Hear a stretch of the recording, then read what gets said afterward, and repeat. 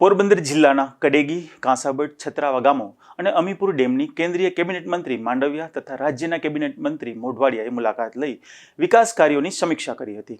બંને મંત્રીઓએ ગ્રામજનો સાથે સંવાદ સાધી તેમની રજૂઆતો સાંભળી વિકાસ અંગે વિશ્વાસ વ્યક્ત કર્યો હતો.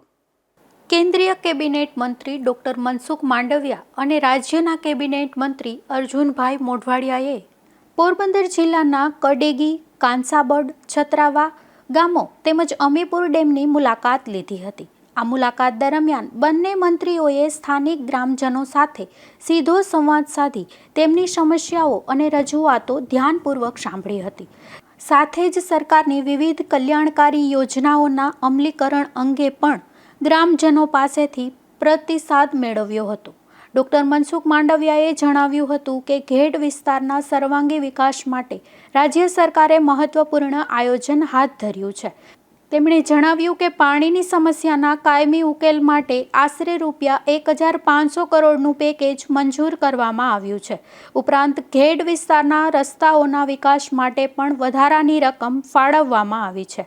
તેમણે ઉમેર્યું કે વિકાસ કાર્યોની સાચી સ્થિતિ જાણવા માટે સ્થળ મુલાકાત ખૂબ જ જરૂરી છે, કારણ કે નકશા પરની માહિતી અને જમીન પરની વાસ્તવિક પરિસ્થિતિ વચ્ચે ઘણો તફાવત હોય છે.